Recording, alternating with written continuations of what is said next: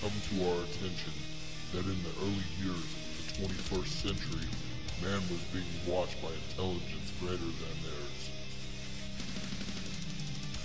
and yet as mortal as their own. Through the chaos, we determine the fanatics and the fan. That's right, folks. You are listening and viewing Fanatics and the Fan. I am Hawk, and we are here once again. We'll explain the red noses later. It has been most amazing, and it's been different. Half of the Fanatics are not here.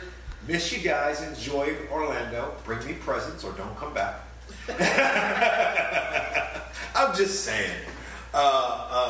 We are here promoting cosplay this week. We did a little bit of cosplay at our last show, but this is going to be a little bit different because we're going to speak with Angela and the folks from Cosplay Portray, as well as talk about Extremicon. I am so excited about Extremicon. So excited about Extremicon. And so many other things. But first, we're going to check in with Larry Lytle and get the geeky cool news we need to know. I'm Larry Lytle, and here's some of the geeky cool news you need to know.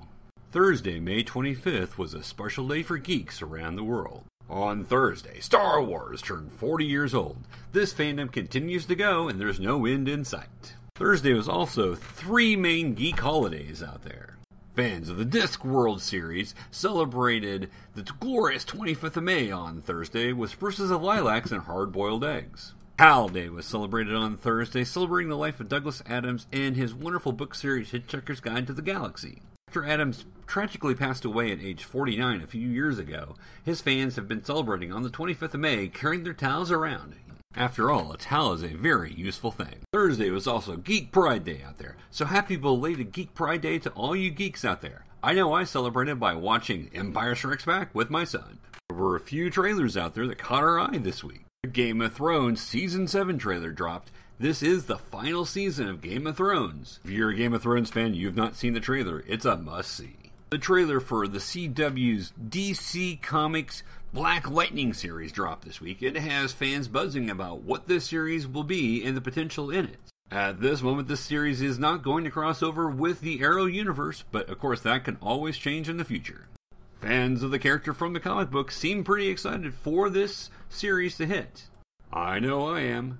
The trailer for the new Star Trek Discovery series dropped this week. Fans have had a mixed bag of reactions from disdain to adulation. Some fans are upset with the amount of diversity that's shown in this series trailer. In movie news, Tom Hardy has been cast as a leading role for the new Venom movie from Sony. He will play both Eddie Brock and the character of Venom. This movie will not be directly associated with the Spider-Man franchise nor with the MCU. Sony's attempting to broaden their Spider-Man related movies without having to have Spider-Man in them. Universal Studios has announced their Dark Universe. This is the universe for all their monster movies. They are bringing back their classic monster movies, starting with The Mummy, starring Tom Cruise, which will come out later this year. The Wonder Woman movie from Warner Brothers is set to release next week. This is a highly anticipated movie that may change the way the DCU is presented on the movie screen. The fans are excited to have a female lead character finally get her own movie. Why not start with the original female superhero of Wonder Woman? Coming out next week.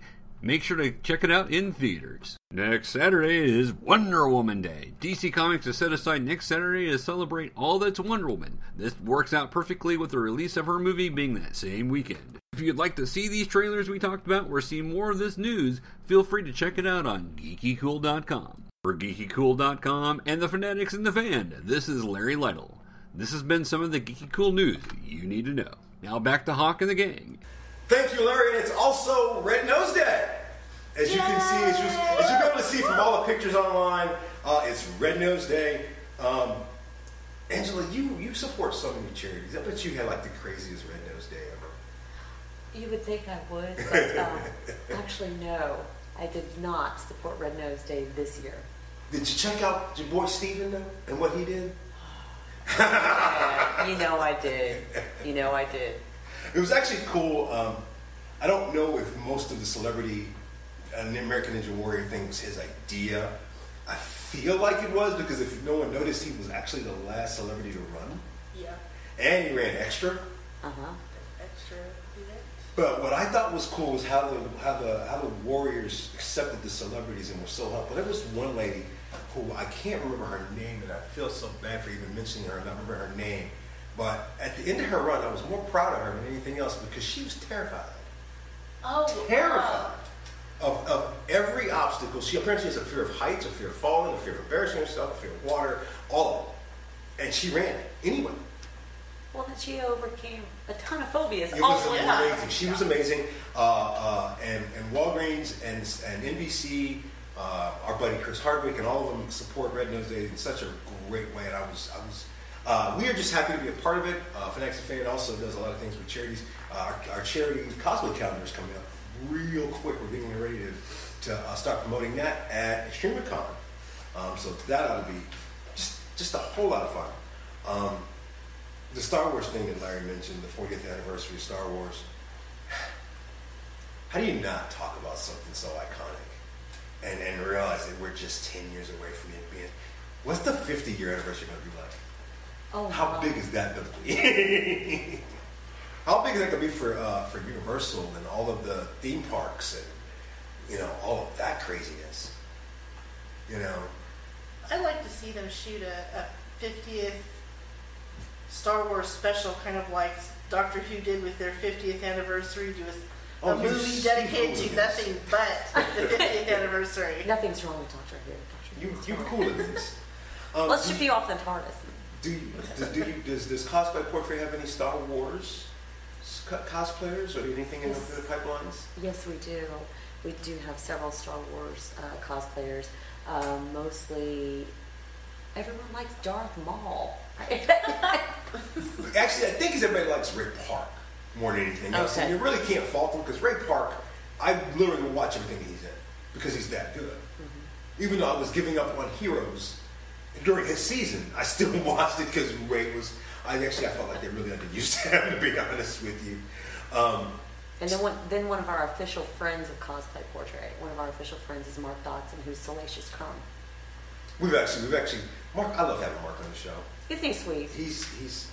But I have to get him when he first gets to the con because if you get him on Sunday when he's tired, he's a little, what they call punch drunk. But talking about Stephen Amell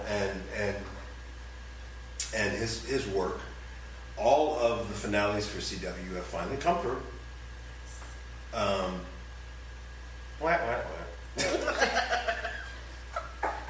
on. You gotta say it like this. Right? Who's caught up on their CW shows, especially Flash, Arrow, Legends, Supergirl, anything? I don't watch Caught any up on Flash. Well, you stopped watching Legends finally? It took me long enough, but I finally said, I've had enough of this. This is getting so bad. I love it. No more arguments with Sandy about that show. I'm now in agreement. It's gotten so bad that even I can't tolerate it, so I stopped watching it. Without doing any spoilers, I will admit Arrow did some things that I feel were a little gutsy. I don't know how that's going to reverberate later on. There was at least one thing they did I consider as a mistake, and I can't talk about it until everybody's caught up, but we'll find out how that reverberates later. Now, I don't like Arrow, so I don't really care. I do, and I do care. Listen, season 1 and season 2, Steven and his team did an amazing job. Greg Berlanti is off the hook. And that was it. That's all I had. That's all you got? That's it. That's it. Let's Okay. move on to the Flash.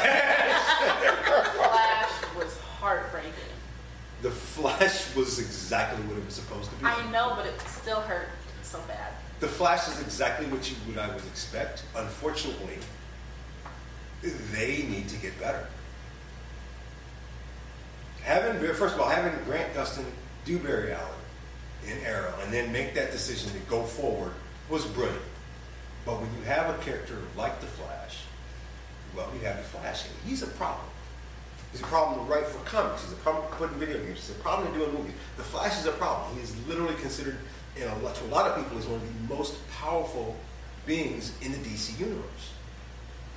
He's kind of unstoppable, he's kind of unkillable. Some of the science I disagree with in certain areas. I feel like he would burn himself out and he would look like Jake Garrett all the time.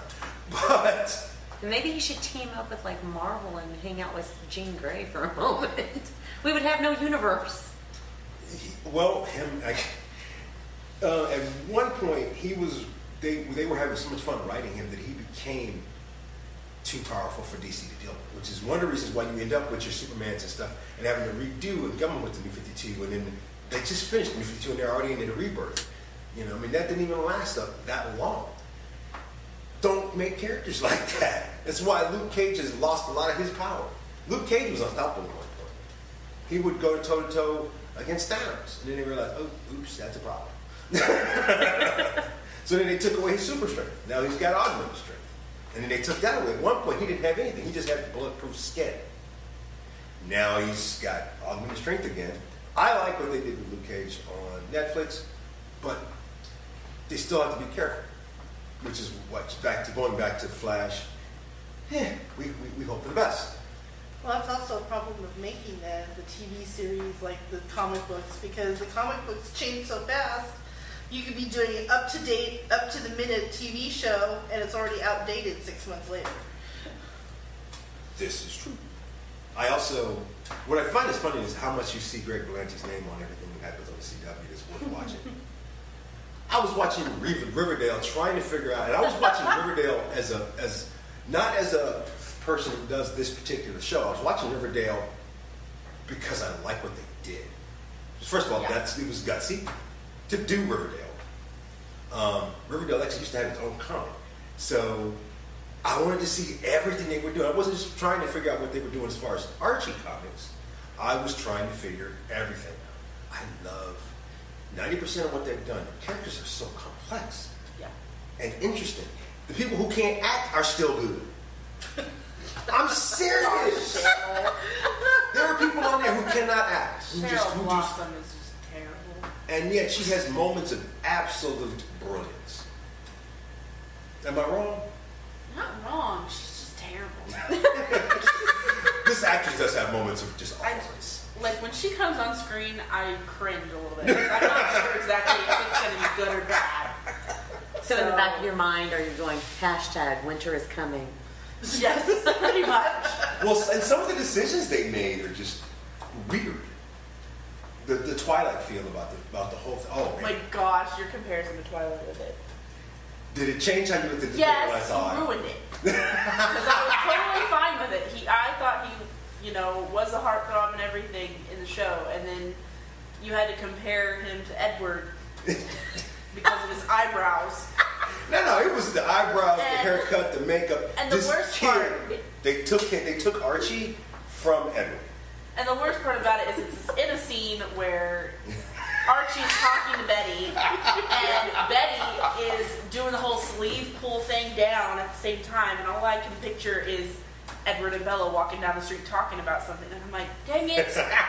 See, he didn't ruin it for you. He just And I like Twilight, so that's aggravated me. It's just like I thought maybe I'd gotten out of similarity, and then of course he has to prove to me that no, it's similar. Thanks for that. Well, Mr. Berlanti, get better. That's all I can say about your CW shows, because Legends is awful. It sucks. Get better. Actually, bringing Supergirl to CW, I thought was intelligent. It didn't help it, but it was intelligent. He'll get more viewers now. You should have done that with Constantine, though. Oh, Constantine. Flash started great, now it sucks. Arrow started great, now it sucks. And then you're getting ready to do Black Lightning. Brother man, if you screw up Black Lightning, I'm telling you, if y'all screw up Black Lightning. Well, if it holds true to CW, you get 1, possibly 2 really good seasons, and then it kind of just goes downhill from there. Oh my goodness, that's sad. Hi Angela, how are you? I'm great. How are you? God, I feel like I haven't seen you since Planet Comic.